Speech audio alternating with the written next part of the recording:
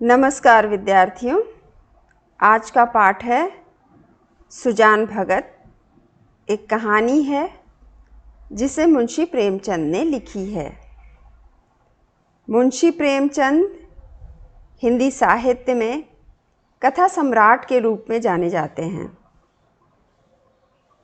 क्योंकि मुंशी प्रेमचंद ने अपने जीवन में जितनी कहानियाँ और उपन्यास लिखे हैं, संभवतः कम ही लोगों ने इतनी बड़ी संख्या में कहानियाँ और उपन्यास लिखे हैं।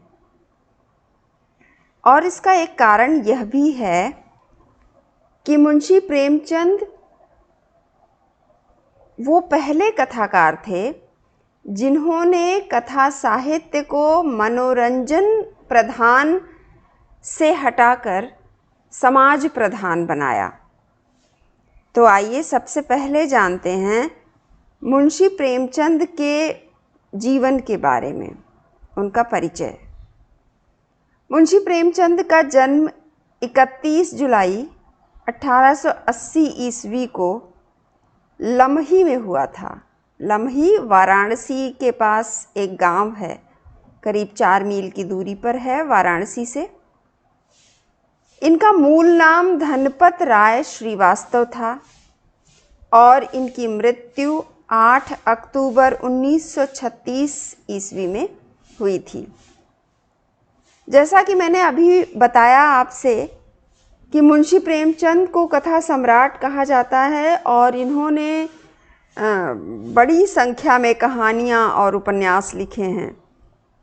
करीब 350 या उससे भी अधिक कहानियाँ लिखी हैं मुंशी प्रेमचंद ने, और इनकी सारी कहानियाँ मानसरोवर में 8 भागों में संकलित हैं। मानसरोवर नामक पुस्तक में 8 भागों में संकलित की गई हैं।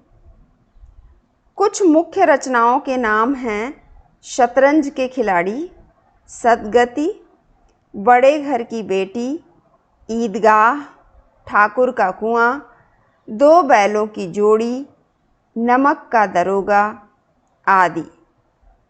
शायद आप लोगों ने इसमें से कुछ कहानियाँ स्कूल में पढ़ी होंगी, जैसे ईदगाह स्कूल में किसी न किसी कक्षा में अवश्य होती है ये कहानी। इसके अतिरिक्त इन्होंने 10 से अधिक उपन्यास लिखे हैं, जिनमें से कुछ के नाम हैं गबन, गोदान, रंगभूमि, कर्मभूमि, निर्मला और सेवा सदन इत्यादि।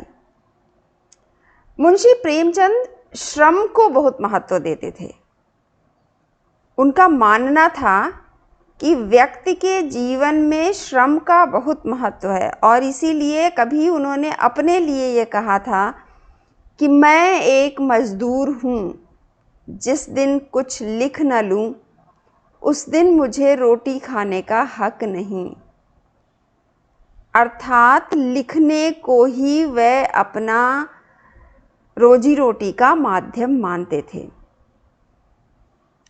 इसलिए उनका मानना था कि जिस प्रकार से मजदूर प्रतिदिन काम करते हैं तब उन्हें 2 रोटी खाने को मिलती है, ठीक उसी प्रकार मेरा काम है लेखन, मेरा काम है साहित्य की रचना करना, और जिस दिन मैं लिख न लूँ उस दिन मुझे रोटी खाने का हक नहीं है, कोई अधिकार नहीं है।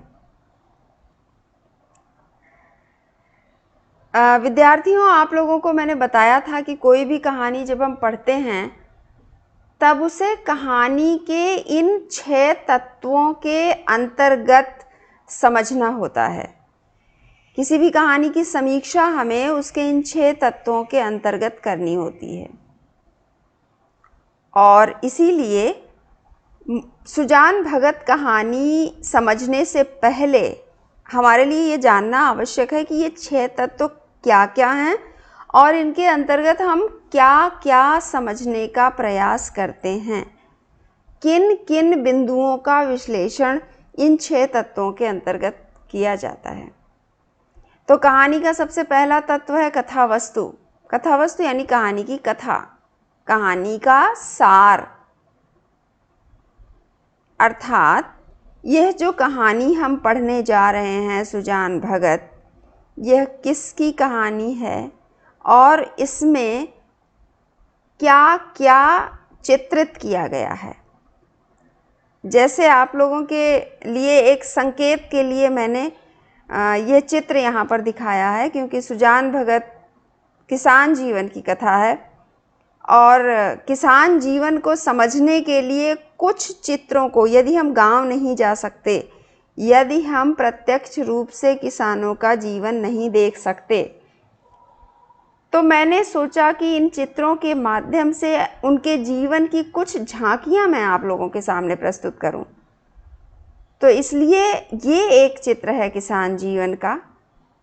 एक किसान है जो बैलगाड़ी पर अपनी फसल जो अब पक गई है उसे काट कर खलिहान की तरफ ले जा रहा है, और कुछ अन्य लोग हैं जो अपने दूसरे कार्यों में व्यस्त हैं। तो कथा वस्तु की मैं बात कर रही थी, और हम सुजान भगत कहानी की कथा वस्तु भी आगे चलकर समझेंगे। मैंने आप लोगों को यह कहानी पढ़कर भी सुनाई है, तो जैसे जैसे हम आगे चलेंगे हम इसकी कथा वस्तु पर और बात करेंगे। इसके अतिरिक्त दूसरा जो तत्व होता है कहानी का, वह है पात्र और चरित्र चित्रण। हमें देखना होता है कहानी में कितने पात्र हैं, कौन मुख्य पात्र है और उस मुख्य पात्र की क्या विशेषताएं हैं। विशेषताएं मतलब गुण दोष, अच्छाइयाँ बुराइयाँ। तो पात्र के बारे में हम बात करेंगे, और जो मुख्य पात्र है इस कहानी का, जैसा कि लेखक ने स्वयं शीर्षक सुजान भगत रखकर यह संकेत कर दिया है कि इस कहानी का मुख्य पात्र सुजान ही है, तो हम सुजान के चरित्र की विशेषताओं पर भी बात करेंगे। अगला तत्व है कथोपकथन व संवाद। कथोपकथन व संवाद मतलब अंग्रेज़ी में अगर हम कहें तो डायलॉग, ज़्यादा अच्छी तरह से संभवतः आप समझ पाएंगे डायलॉग कहने से। जब भी कोई लेखक कहानी लिखता है तो यूं तो वह कथा कहता है, किसी की कथा वह सुनाता है, लेकिन उस कहानी में कुछ पात्र होते हैं, जो भी, यूं तो कहानी में कम ही पात्र होते हैं, 2-3 पात्र अधिकतम, लेकिन जो भी वे पात्र होते हैं उन पात्रों के बीच कभी ना कभी कहानी में किसी स्थान पर संवाद होता है। तो उन संवादों का विश्लेषण कहानी के इस तत्व के अंतर्गत किया जाता है, कथोपकथन व संवाद के अंतर्गत। कहानी का अगला तत्व है भाषा शैली। देखना होता है हमें किसी कहानी को समझने के लिए कि लेखक ने किस प्रकार की भाषा का प्रयोग किया है, कौन सी शैली अपनाई है, और इसीलिए यह जानना आवश्यक होता है कि लेखक का जन्म स्थान क्या है, कहाँ है। और कभी ऐसा भी हो सकता है कि जन्म स्थान कुछ और हो लेकिन उसका कर्म स्थान कोई और हो, तो हम यह भी पता लगा सकते हैं, हमें यह भी जानना होता है कि उसका कर्म स्थान कहाँ है, क्योंकि लेखक जहाँ रहकर कहानी लिखता है वहाँ की भाषा का प्रभाव उसकी कहानी पर होता है, और कहानी के पात्र लेखक जिस वर्ग से उठाता है, जिस जगह से उठाता है, उन पात्रों की भाषा भी वहीं की होती है, उसी जगह की होती है, उसी वर्ग की होती है।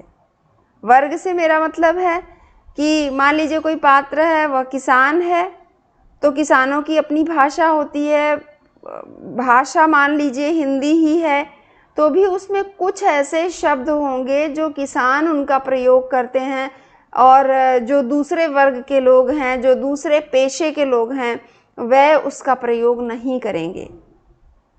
तो जब कोई पात्र है वह किसान है, तो हमें देखना है कि लेखक ने उसकी बात करते समय या जब वह पात्र कहानी में बात कर रहा है उस समय क्या वह किसान जीवन के शब्दों का प्रयोग कर रहा है। हम कहानी में अभी देखेंगे आगे चलकर। और अगली बात होती है शैली कौन सी अपनाई है।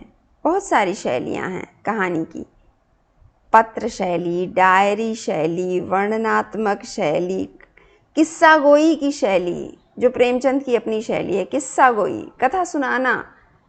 जैसे आपने दादी नानी से कहानियाँ सुनी होंगी बचपन में। एक राजा था, उसकी 3 रानियाँ थीं, उसके 4 बेटे थे, दादी कहती जाती थी। और बच्चे अच्छा फिर क्या हुआ। तो इस प्रकार जो कहानी कहने की शैली होती है उसे किस्सा गोई कहते हैं। और मुंशी प्रेमचंद ने अपनी कहानियों में इसी प्रकार की शैली अपनाई है। आगे चलकर हम देखेंगे सुजान भगत की जब वो बात करते हैं तो किस प्रकार सुजान भगत के बारे में विस्तार से वर्णन करते हुए चलते हैं। और कहानी का अगला तत्व है देश काल वातावरण। देश मतलब स्थान, वह कौन सा स्थान है जहाँ की बात कहानी में कही गई है। काल यानी कि समय, कौन सा समय है जब कहानी लिखी गई है, क्योंकि समय जो है वह कहानी में अथवा किसी भी रचना में प्रतिबिंबित होता है।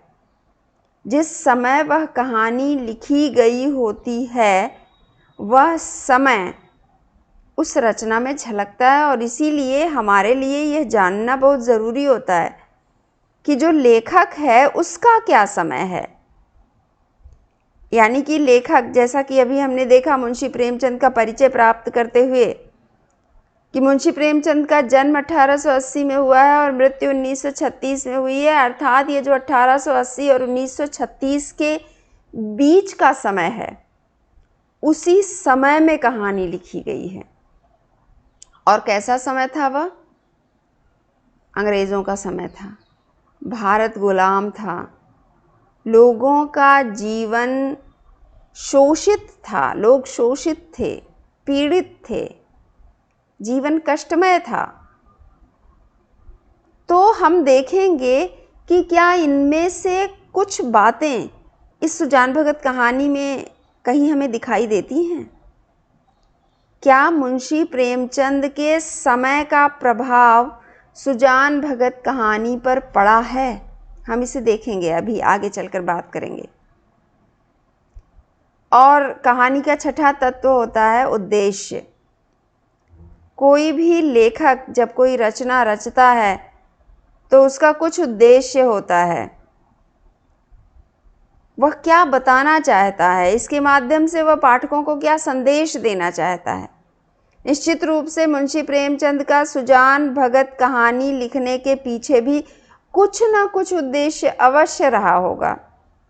तो हम इसे भी जानेंगे इसी प्रस्तुति में आगे चलकर। तो आइए अब हम इन्हीं तत्वों के माध्यम से कहानी को समझने का प्रयास करते हैं। सबसे पहले मैंने सोचा क्योंकि सुजान भगत किसान जीवन की कथा है तो हमें कुछ चित्र देखने चाहिए किसान जीवन के। अगर हम आगे चलकर यह पढ़ने वाले हैं कि किसान है, उसके खेतों में कंचन बरस रहा है, सोना बरस रहा है, तो यह कंचन बरसने का अभिप्राय क्या होता है, उसका अर्थ क्या होता है। और हम ये भी जानेंगे कि अगर कोई किसान है जो दुखी है क्योंकि इस वर्ष उसके खेत में अच्छी फसल नहीं हुई किसी भी कारण से, तो क्यों नहीं हुई, यह भी जानेंगे। और अगर अच्छी फसल नहीं हुई तो उसके जीवन पर क्या प्रभाव पड़ा, देखेंगे हम। इसलिए इन चित्रों को देखना ज़रूरी है। और ये जानना ज़रूरी है कि किसान जीवन कितना कष्टमय होता है, आसानी से फसलें नहीं उगती हैं। जो किसान को अन्नदाता कहा जाता है, बिल्कुल सही कहा जाता है। आप देखिए धान की रोपाई हो रही है और धान की रोपाई जब की जाती है तो खेतों में पानी भरा होता है, कीचड़ होता है, और उसी में खड़े होकर, क्योंकि बैठ नहीं सकते हैं ये जो लोग हैं जो धान की रोपाई कर रहे हैं, ये इसमें बैठ नहीं सकते, खड़े होकर झुककर धान की बेरन रोपनी होती है, धान की रोपाई करनी होती है। बेरन, ये जो इसका छोटा पौधा है उसे बेरन कहते हैं। तो आप देखिए, हमें और आपको अगर एक बार झुककर कुछ लेना पड़ता है कोई सामान, तो हमें अच्छा नहीं लगता, तकलीफ़ होती है। तो ये जो किसान हैं जो घंटों खड़े रहकर इसी प्रकार झुककर पानी में पैर इस तरह से रखकर घंटों बड़े बड़े खेतों में धान की रोपाई करते हैं, ज़रा सोचिए इनके कष्ट का अनुमान लगाइए। और इस सब पर धान की रोपाई की गई, उसमें खाद डाली गई, पानी दिया गया, और इस सब पर इस तरह से अगर सूखा पड़ गया, इस वर्ष वर्षा अगर नहीं हुई, आप देख सकते हैं किसान, एक चित्र है यहाँ पर, कितना दुखी है।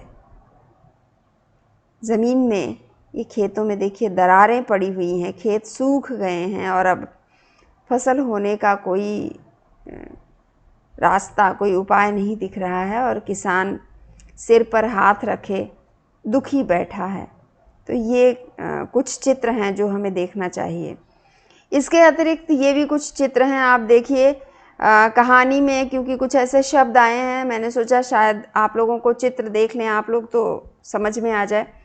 जैसे ये फावड़ा है, कहानी में एक जगह इसका प्रयोग किया गया, फावड़ा। फावड़े से मिट्टी खोदी जाती है और मिट्टी इस तरफ या जिस तरफ भी उसे करना हो थोड़ा रख सकते हैं इससे। और ये घास फूस के झोंपड़े हैं, और बिल्कुल इसी प्रकार का जीवन होता है, उनका घर होता है किसानों का। अधिकतर कुछ अच्छे किसान भी होते हैं जिन्होंने अब पक्के घर भी बनवा लिए हैं, लेकिन जबकि यह कथा है उस समय तो पक्के घर की बात ही नहीं होती थी, और इस तरह से घास फूस की झोपड़ी या मड़ैया हुआ करती थी, और इसी में वह अपना गुजर बसर करते हैं। और यहाँ भी एक चित्र है, कुछ कारण है जिसकी वजह से यह किसान दुखी बैठा है। और ये एक बड़ा सुंदर सा चित्र है, देखिए अच्छी फसल हुई है, जिसे कहते हैं ना सोने जैसी बालियां लटक रही हैं, बालियां, धान की बालियां, ये जो जिसमें धान लगा हुआ है ये लटक रही हैं।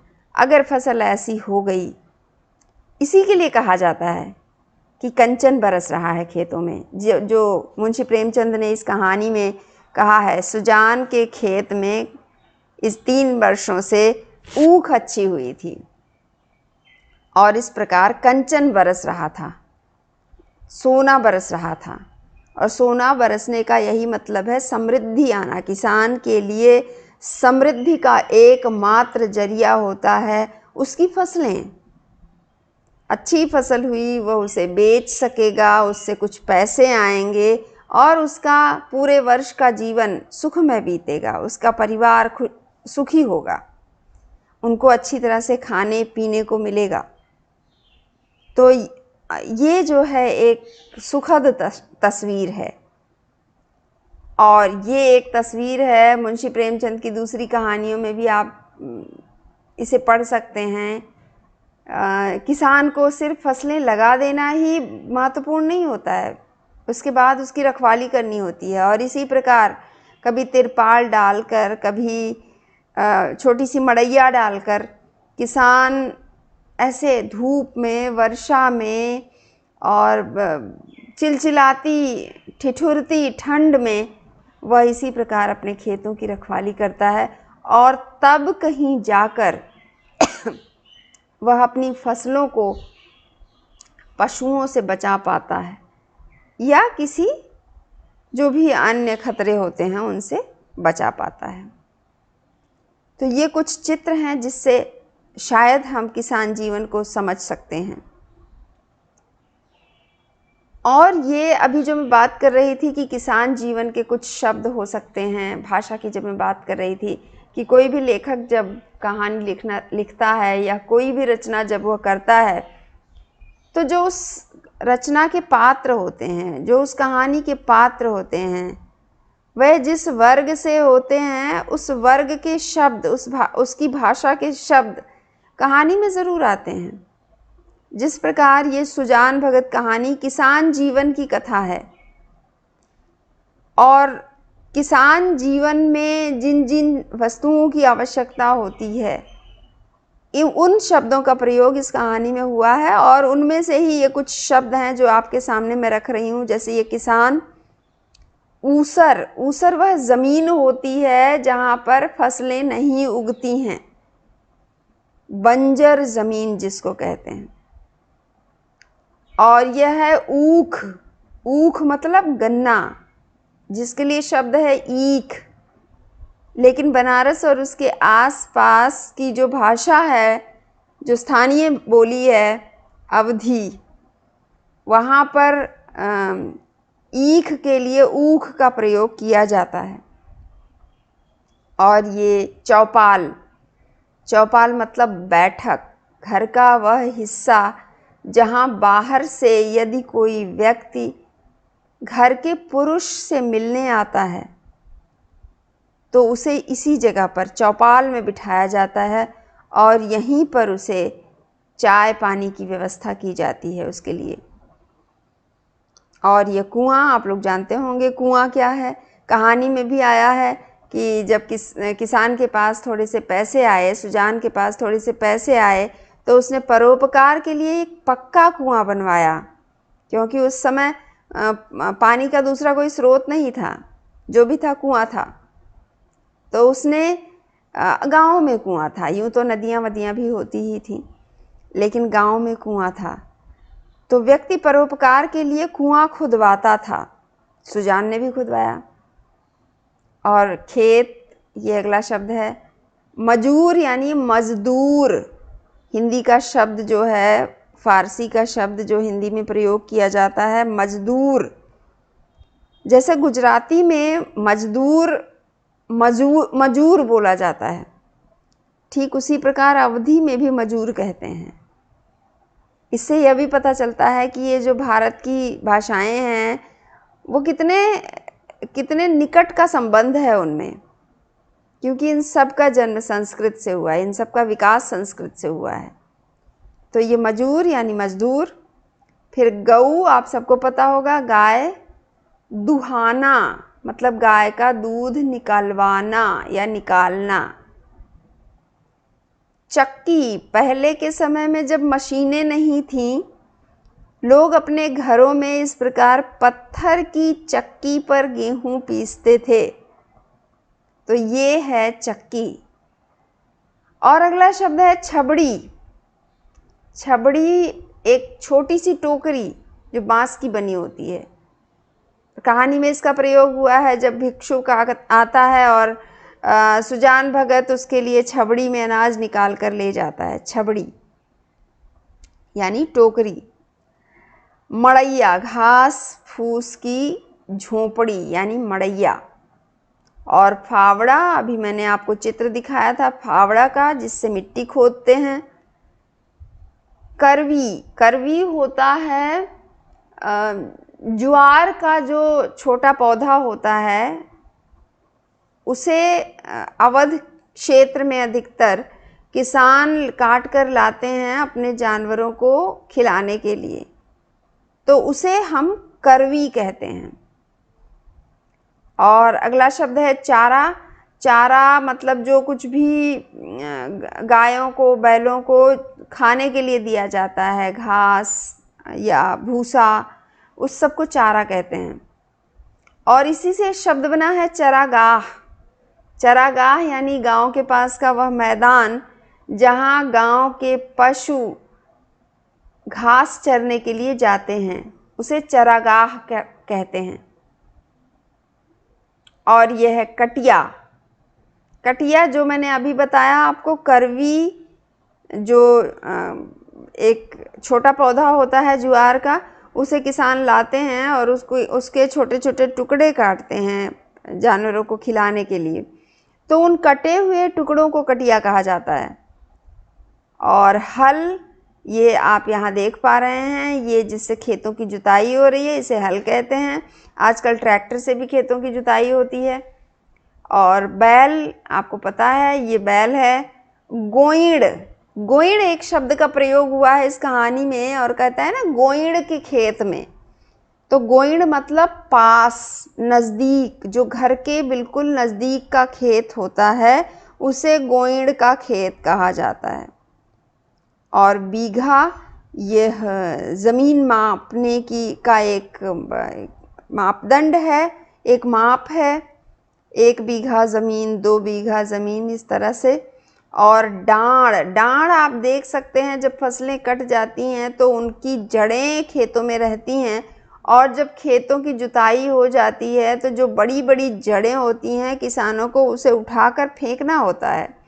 तो वो जो सूखे हुए पौधे की जड़ें होती हैं खेतों में उसे डाँड़ कहा जाता है। और कहानी में इसका प्रयोग हुआ है कि डाँड़ फेंक कर आता हूँ, तो ये वही डाँड़ है। और अब हम आइए देखते हैं, जैसा कि मैंने अभी पहले बात की थी, कहानी के तो कुछ तत्व होते हैं और उन्हीं तत्वों के आधार पर हम कहानी को समझते हैं। तो ये है मुंशी प्रेमचंद की लिखी हुई कहानी सुजान भगत। और सुजान भगत कहानी की कथा वस्तु हम सबसे पहले देखेंगे। और मैंने आपको कहानी पढ़कर सुनाई है, इसलिए संक्षेप में मैं यहाँ पर कथा वस्तु की बात करूँगी। आप एक बार अपने आप भी कहानी पढ़ लीजिएगा।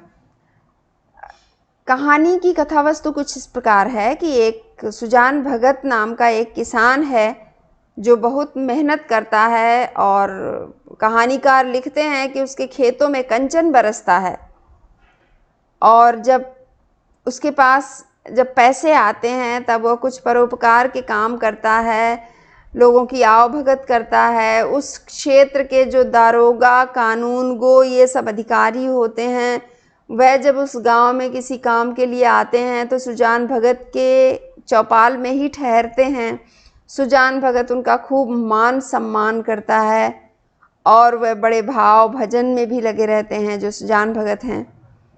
और एक बड़ी घटना है इस कहानी में, सुजान का भगत होना। कहानी का नाम ही है सुजान भगत, लेकिन ये भगत होना ये होता है कि आम आदमी जो है, जो भारतीय हिंदू है, वह अपने जीवन में एक निश्चित समय के बाद मंत्र लेता है या दीक्षा लेता है, और फिर वह ईश्वर भजन की तरफ प्रवृत्त होता है।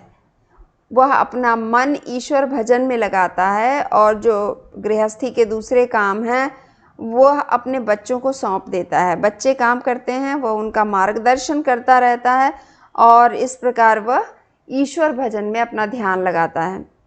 तो सुजान भी भगत हो जाते हैं, मंत्र ले लेते हैं, दीक्षा ले लेते हैं। और जब वह भगत हो जाते हैं तब वह काम करना बंद कर देते हैं, ईश्वर भजन करते रहते हैं, और आवश्यकता पड़ने पर अपने बच्चों को, अपने बेटों को मार्गदर्शन भी देते हैं। और यहीं पर लेखक ने एक बड़ी संवेदनशील बात कही है, एक बड़ी लेकिन बहुत बड़ी व्यावहारिक बात है वह, कि जो कमाता है घर में अधिकार उसी का होता है। और कहानी में हम देखते हैं कि सुजान भगत के अधिकारों में धीरे धीरे कमी आने लगती है। सारे निर्णय अब उनके बेटे स्वयं ले लेते हैं, उनकी पत्नी ले लेती है, क्योंकि अब बेटे मेहनत कर रहे हैं, अब वह फसलें उगा रहे हैं, और उन्हें ऐसा लगता है कि उनके पिताजी को तो अब इन चीज़ों से कोई मतलब नहीं है। तो धीरे धीरे घर में उनके अधिकार में कमी आने लगती है, सुजान भगत के अधिकार में। और वहीं पर एक दिन यह घटना घटती है कि एक भिक्षुक आता है। सुजान की पत्नी बुलाकी सुजान बुलाकी को आवाज़ देता है कि भिक्षुक को कुछ दे दो, लेकिन बुलाकी चक्की पर गेहूं पीस रही है और वो उठने को तैयार नहीं है। कई बार आवाज़ देने पर जब बुलाकी नहीं उठती है तब सुजान खुद उठ के जाता है और एक बर्तन में, एक पात्र में आटा भरकर ले जाने लगता है उसे देने के लिए। बुलाकी उसे रोक देती है कि बड़ी मेहनत से मैं गेहूं से आटा पीसती हूँ और मैं इसे नहीं दे सकती, कुछ देना ही हो तो जाके अनाज दे दो।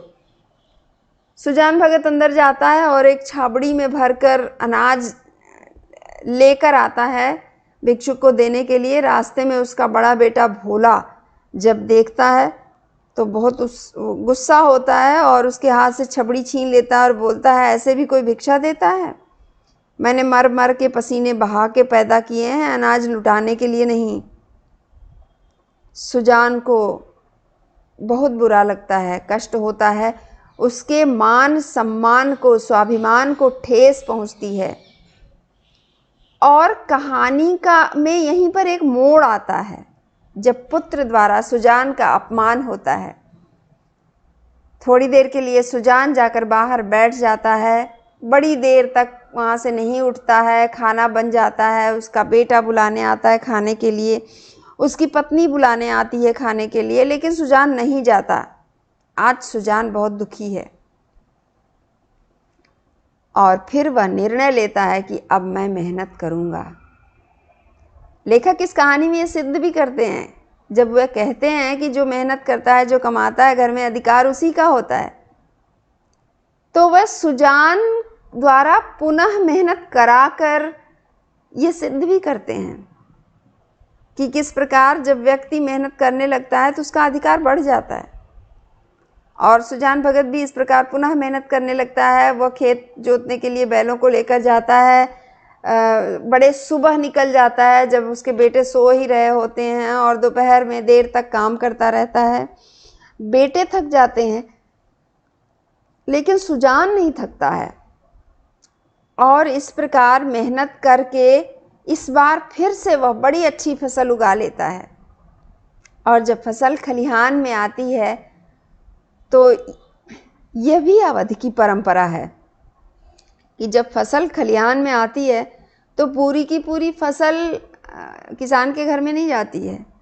किसान वहीं से, खलिहान से ही अपना सहयोग करने वाले तमाम लोगों को उसमें से कुछ कुछ हिस्सा देता है। और उस समय कुछ भिक्षुक आ जाते हैं, कुछ और लोग आ जाते हैं, उन्हें भी देता है। और इस समय भी जब इस बार सुजान के खेत में अच्छी फसल हुई, फसल कटकर खलिहान में आ गई, अनाज का ढेर लग गया, तो सुजान देखता है कि कुछ भिक्षुक आए हैं और उन्हीं में वह भिक्षुक भी है जो कुछ महीनों पहले आया था, जिसे देने के लिए जब वह छबड़ी में भरकर अनाज ले जा रहा था तो उसके बेटे ने उसके हाथ से अनाज छीन लिया था। और यहाँ एक बार फिर से उसका स्वाभिमान जागृत हो जाता है और वह उस भिक्षुक से कहता है, आओ बाबा, ले लो, जितना चाहिए ले लो। भिक्षुक संकोच करता है कि नहीं नहीं, आप दे दीजिए, आपको जो देना है। लेकिन वो फिर भी कहता है, नहीं नहीं, आप संकोच मत कीजिए, आज कोई कुछ नहीं कहेगा, मैं कह रहा हूँ ना, आप ले लीजिए। ये जो है स्वाभिमान का भाव, मैं कह रहा हूँ ना, ये मेहनत से आता है। मेहनत की सुजान ने अच्छी फसल उगाई और तब बोला।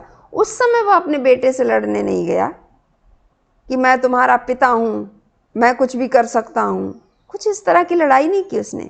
वो चुप हो गया और मेहनत की उसने। मुंशी प्रेमचंद ने यहाँ पर मेहनत के महत्व को भी सिद्ध किया है, परिश्रम का महत्व। तो भिक्षुक जब फिर भी संकोच से थोड़ा सा ही अपनी चादर में भरता है तो सुजान उसकी चादर में ढेर सारा अनाज भर देता है और कहता है, उठा लो बाबा। भिक्षुक से नहीं उठता क्योंकि अनाज अधिक हो गया है। तो सुजान स्वयं उसकी गठरी बनाता है और उसे उठाकर वह भिक्षुक के घर तक पहुंचाने जाता है। और ऐसा करके कहीं ना कहीं उसके मन में यह बात थी, वह अपने बेटों को दिखाना चाह रहा था कि देखो, उस दिन तुमने एक छबड़ी अनाज नहीं देने दिया था ना मुझे, आज मैं इसे जितना हो सकेगा उतना उसके घर तक देकर आऊँगा। तो यहाँ जो वो स्वाभिमान को जो चोट लगी थी उस समय, ये उस पर मरहम भी एक तरह से लगा रहा होता है।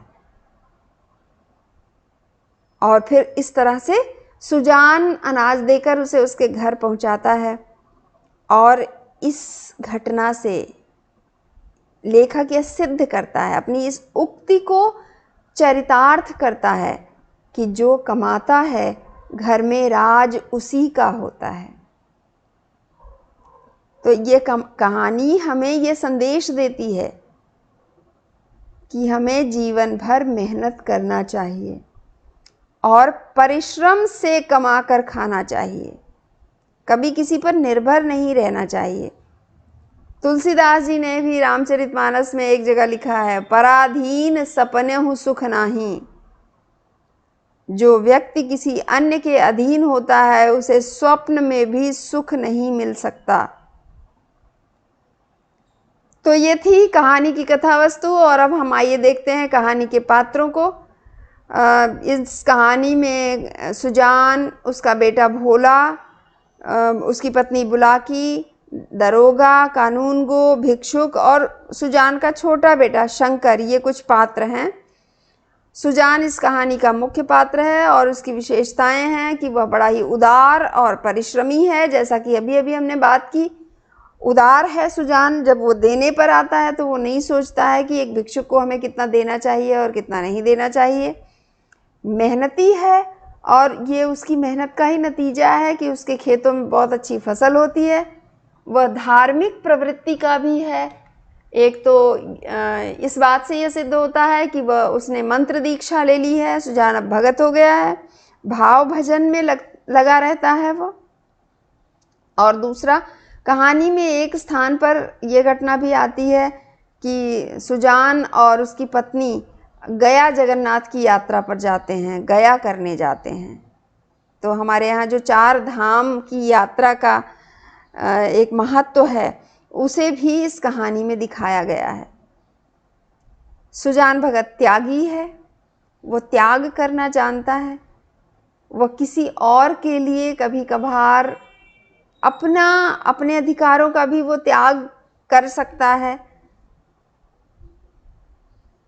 सुजान दानवीर है। जब वो नहीं कमा रहा था तब वो छबड़ी में लेकर गया देने के लिए, और जब वो कमा रहा है तो उसने पूरी चादर भर के उसे पहुंचा कर आया भिक्षुक के घर तक। एक दानवीर इसे ही कहते हैं। सुजान परोपकारी भी है, वो दूसरों के बारे में भी सोचता है। और वहाँ कहानी में बार बार लेखक ने एक बात कही है जिसे 2 अर्थों में भी प्रयोग किया है। सुजान दूसरों के बारे में सोचता है कि अगर वो मजदूर हमारे खेत में काम कर रहा है तो उसे कोई कष्ट नहीं होना चाहिए, उसे उसकी मजदूरी भी कम नहीं मिलनी चाहिए, कहीं उसका रोआ न दुखी हो जाए। ये वाक्यांश कहानी में आया है कई जगहों पे। एक जगह तो उसका बेटा यही कहकर सुजान का पर व्यंग्य भी करता है कि दे दो अम्मा, नहीं तो उसका रोआ दुखी हो जाएगा। ये व्यंग्य होता है। लेकिन सुजान जब ये कहता है उसी कहानी में कहीं एक स्थान पर, तो वह सामने वाले के कष्ट को समझ रहा होता है और उसे कष्ट ना हो इस बात का ख्याल रखने के लिए ये बात कहता है, रोआ ना दुखी हो जाए। रोआ मतलब रोम, जो हमारे शरीर में रोए होते हैं उसे रोआ कहा गया है। और सुजान भगत स्वाभिमानी है, ये तो आपने देखा ही। अभी कथा वस्तु पढ़ते समय भी, बताते समय भी मैं आप लोगों को उसके स्वाभिमान की बात बता रही थी। ये उसका स्वाभिमान भी ही है कि एक बार भगत बन जाने के बाद भी वह इतनी मेहनत करता है, क्योंकि उसके बेटे ने उसका अपमान किया था, उसके स्वाभिमान को चोट पहुंची थी। एक पिता जिसने जीवन भर कमाया है, मेहनत की है अपने बच्चों को बनाने के लिए, गृहस्थी बनाने के लिए, अब जब वह वृद्ध हो गया है या अब जब वह काम नहीं कर रहा है तो क्या घर पर उसका इतना भी अधिकार नहीं कि वह एक भिक्षुक को भिक्षा दे सके? तो बेटे द्वारा जब उसके स्वाभिमान को चोट पहुंचाई जाती है, तब वह पुनः मेहनत करता है और अपने खोए हुए, अपने अपमानित स्वाभिमान को पुनः प्राप्त करता है। तो ये कुछ विशेषताएं हैं सुजान की, आप इसमें और जोड़ सकते हैं। और आप जब भी पात्रों के चरित्र की विशेषताओं की बात करें तो उन घटनाओं को भी जरूर लें जहाँ पर उसके चरित्र की ये विशेषताएं हमें देखने को मिलती हैं। और सुजान भगत की कहानी के संवाद, जैसा कि मैंने कहा था, एक तत्व होता है कथोपकथन अथवा संवाद। हमें कहानी के संवादों को भी देखना होता है। तो आप यहाँ पर देखिए, मैंने कहानी से कुछ संवाद लिए हैं। जब ये उसी समय का संवाद है जब भिक्षुक आता है सुजान के घर पे और सुजान अपनी पत्नी से कहता है कि उसको भगवान के लिए कुछ दे दो। तो यहाँ पर जो ये पति पत्नी की बातें हैं, जो एक दूसरे पर तंज कसना है, ये हमें यहाँ पर देखने को मिल रहा है। बुलाकी सुजान की पत्नी है, वो कहती है, जब सुजान कहता है भगवान के लिए उसे कुछ दे दो, कहती है तुम तो भगवान का काम करने को बैठे ही हो, क्या घर भर भगवान ही का काम करेगा? सुजान जवाब देता है, कहाँ आटा रखा है, लाओ मैं ही निकाल कर दे आऊं, तुम रानी बनकर बैठो। वो भी अपना क्रोध व्यक्त करता है। बुलाकी कहती है, आटा मैंने मर मर कर पीसा है, अनाज दे दो। ऐसे मुड़चिरों के लिए पहर रात से उठकर चक्की नहीं चलाती हूँ, मुड़चिरों के लिए। अब देखिए, ये स्थानीय शब्द है, अवधि का शब्द है।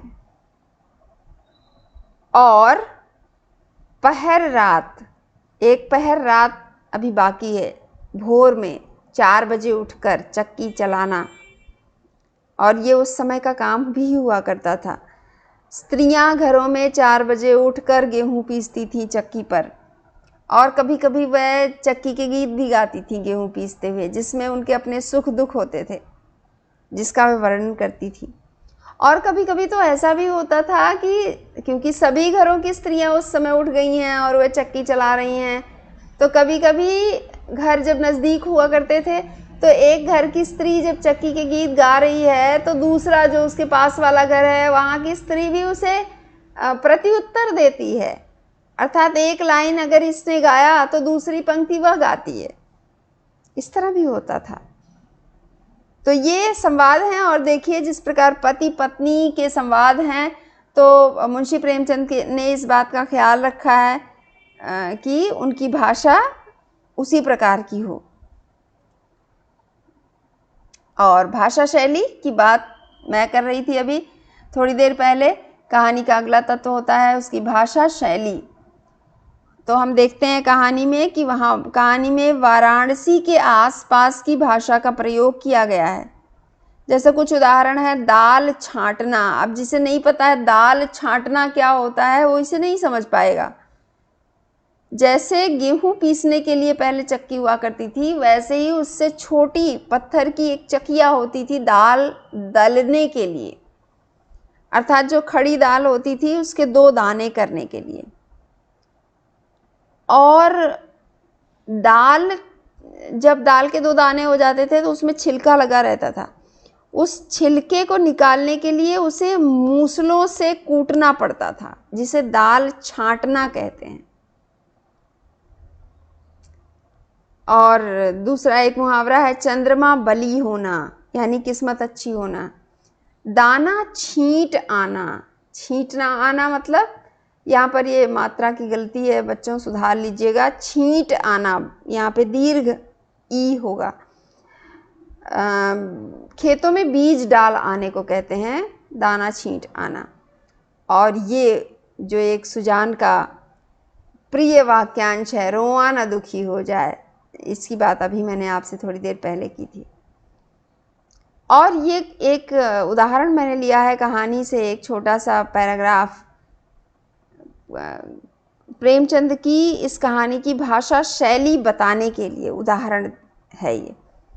जैसे आप देखिए, प्रातःकाल स्त्री और पुरुष गया करने चले, वहां से लौटे तो यज्ञ और ब्रह्मभोज की ठहरी, सारी बिरादरी निमंत्रित हुई, 11 गांवों में सुपारी बटी। इस धूमधाम से कार्य हुआ कि चारों ओर वाह वाह मच गई। सब यही कहते थे कि भगवान धन दे तो दिल भी ऐसा दे। घमंड तो छू नहीं गया, अपने हाथ से पत्तल उठाता फिरता था। कुल का नाम जगा दिया, बेटा हो तो ऐसा हो। बाप मरा तो घर में भूनी भांग भी नहीं थी, अब लक्ष्मी घुटने तोड़ कर आ बैठी हैं। आप देखिए इसमें कुछ कुछ प्रयोग कितने महत्वपूर्ण हैं। एक तो है कि गया करने चले, जो मैंने अभी बात की थी कि एक भारतीय हिंदू के लिए 4 धाम की यात्रा बड़ी महत्वपूर्ण होती है और गया भी उसी में शामिल है। और जब कोई गया से आता है तो अपने घर पर एक बहुत बड़ा यज्ञ या ब्रह्मभोज करता है, जिसमें पूरे गांव को खाना वाना खिलाया जाता है। और पहले के समय में देखिए, कह रहे हैं 11 गांवों में सुपारी बटी। सुपारी बांटना मतलब उसी के माध्यम से निमंत्रण दिया जाता था। आजकल आप देखिए समय कितना आगे चला गया है, तकनीक आ गई है और आजकल तो बहुत कुछ व्हाट्सएप और ईमेल पर हो जाता है। इससे भी पहले और आज भी कार्ड दिया जाता है, आमंत्रण कार्ड छपवाया जाता है। लेकिन जब ये सब नहीं था, छपाई के साधन नहीं थे, या अगर रहे भी होंगे तो वो इतने महंगे थे कि हर किसान उसका उपयोग नहीं कर सकता, तो सुपारी बांटी जाती थी। सुपारी बांटना मतलब निमंत्रण देना। तो 11 गांवों में सुपारी बटी। इस धूमधाम से कार्य हुआ कि चारों ओर वाह वाह मच गई। अब आप देखिए यहाँ पर एक प्रयोग और आता है, कुल का नाम जगा दिया। कुल मतलब वंश, वंश का नाम रोशन कर दिया। कहते हैं ना, पुत्र को कुल दीपक कहा जाता है हमारे यहाँ, इसीलिए कहा जाता है। एक अच्छा पुत्र है तो वो वंश का नाम रोशन करेगा, और अगर वो कुपुत्र निकला तो डुबा भी देगा। तो सुजान एक अच्छा पुत्र है, कहा गया कुल का नाम जगा दिया, रोशन कर दिया, बेटा हो तो ऐसा हो। अब यहाँ पे देखिए, घर में भूनी भांग भी नहीं थी, कुछ नहीं था, एक दाना नहीं था जब पिता मरा तो। लेकिन यहाँ पर भी मुंशी प्रेमचंद ये बता रहे हैं कि सुजान ने इतनी मेहनत की कि अब देखिए उसके घर में धन ही धन है, लक्ष्मी घुटने तोड़कर आ बैठी हैं, यानी टिक गई हैं, आकर पैर जमा लिए हैं लक्ष्मी ने। लगातार सुजान भगत के खेतों में अच्छी फसलें हो रही हैं।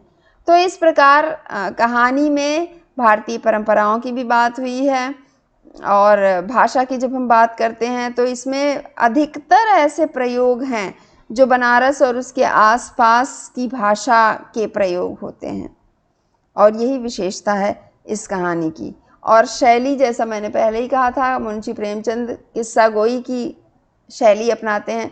तो यहाँ भी देखिए कहानी ही कही जा रही है, प्रातःकाल स्त्री और पुरुष गया करने चले, वहाँ से लौटे तो ये किया, फिर वो किया, फिर ऐसा हुआ, फिर वैसा हुआ। मतलब ये कहानी किस्सा गोई की शैली है। आइए आगे देखते हैं। देश काल वातावरण, जो अगला तत्व है कि कहानी का। तो सुजान भगत कहानी का देश काल वातावरण कैसा था? ये अंग्रेजों का राज था और समाज में 2 वर्ग बन गए थे। एक वर्ग था जो, एक तो अंग्रेज थे और दूसरा जो अंग्रेज के अधिकारी थे, भारत के लोग थे लेकिन उनके बड़े कभी करीब थे। आप देखिए कुछ लोगों को राय बहादुर या इस तरह की पदवी भी मिली हुई थी। तो जो इस प्रकार के लोग थे उनके पास तो भोग विलास के तमाम साधन थे, पैसे थे, और दूसरी तरफ किसान थे जो गरीब होते थे। लेकिन अगर कोई किसान समृद्ध हो जाता था तो वह भोग विलास की तरफ नहीं झुकता था, बल्कि धर्म और कीर्ति की ओर उसका झुकाव होता था। और इसी प्रकार मुंशी प्रेमचंद ने इस कहानी में भी बताया है कि सुजान की खेती में कई साल से कंचन बरस रहा था। मेहनत तो गांव के सभी किसान करते थे, पर सुजान के चंद्रमा बली थे। अभी मैंने इन शब्दों की, इन मुहावरों की बात की, चंद्रमा बली होना। ऊसर में दाना छींट आता, ऊसर बंजर जमीन जहाँ कोई फसल नहीं उगती, लेकिन कह रहे हैं ऊसर में भी दाना छींट आता तो कुछ न कुछ पैदा हो जाता था। 3 वर्ष लगातार ऊख लगती गई। उधर गुड़ का भाव तेज था। कोई 2-2.5 हजार हाथ में आ गए, बस चित्त की वृत्ति धर्म की ओर झुक पड़ी। मन का झुकाव धर्म की ओर हुआ। साधु संतों का आदर सत्कार होने लगा। द्वार पर धूनी जलने लगी। कानून गो इलाके में आते तो सुजान महतो के चौपाल में ठहरते। हल्के के हेड कांस्टेबल, थानेदार, शिक्षा विभाग के अफसर, एक न एक उस चौपाल में पड़ा ही रहता। महतो मारे खुशी के फूले न समाते। तो इससे हमें वह समय पता चलता है और उस समय के लोगों की सोच का पता चलता है, जैसा कि हमने अभी इस पैराग्राफ में बात की। भारतीय धर्म, परंपराएं, रीति रिवाज और किसानों की मानसिकता। और कहानी का अगला तत्व होता है उद्देश्य। सुजान भगत कहानी का उद्देश्य है संयुक्त परिवार प्रथा का महत्व स्थापित करना। जो हमारे यहाँ की परंपरा रही है, संयुक्त परिवार प्रथा, माता पिता बच्चे सभी उस परिवार में होते हैं। और दूसरा है ग्राम्य जीवन की झांकी प्रस्तुत करना, गांव का जीवन कैसा होता है। और तीसरा, जैसा कि मैंने अभी थोड़ी देर पहले जब मैं आप लोगों को कथा वस्तु बता रही थी तब भी मैंने बताया, परिश्रम और परोपकार जैसे गुणों का महत्व बताना भी इस कहानी का उद्देश्य है, कहानीकार का उद्देश्य है। परिश्रम का जीवन में बड़ा महत्व है। और किसान जीवन की झांकी प्रस्तुत करना, किसानों का जीवन कैसा होता है, कितनी मेहनत करनी पड़ती है उन्हें, तब जाकर हमारी थाली में जो भोजन आता है वो आज आ पाता है। कई बार हम सोचते हैं ना कि हमारे पास तो पैसे हैं तो हम खरीद लेंगे। बिल्कुल गलत है। पैसों से कभी भी खाना नहीं खरीदा जा सकता। किसान उगाता है खेत में, इसलिए हमारी थाली में भोजन आता है। और इसीलिए बच्चों, कभी कभी आपने अपने घर में बड़ों को कहते हुए सुना होगा, यह अन्न है, अन्न का अपमान नहीं करना चाहिए, थाली में अन्न नहीं छोड़ना चाहिए। बिल्कुल सही है, क्योंकि भोजन पैसों से नहीं मिलता, भोजन इसलिए मिलता है क्योंकि किसान उगा रहे हैं उसे। और इस कहानी का एक यह भी उद्देश्य है कि परिवार और समाज की जो व्यावहारिक सोच है, लेखक ने उसकी तरफ भी हमारा ध्यान आकर्षित किया है। जो कहते हैं लेखक ना कि जो कमाता है परिवार में, घर में, उसी का अधिकार होता है। ये एक व्यावहारिक सोच है, सत्य है ये। तो इसके साथ ही कहानी की ये जो महत्वपूर्ण बिंदु हैं, जो सुजान भगत की दयालुता, जो कई बार वह कहता है मजूर का रोआ न दुखी हो जाए, और लेखक ने ये बताना चाहा है कि जो कमाता है घर में उसी का राज होता है। तो बच्चों, इन बिंदुओं के आधार पर आप कहानी पढ़िए और उसे समझिए। धन्यवाद।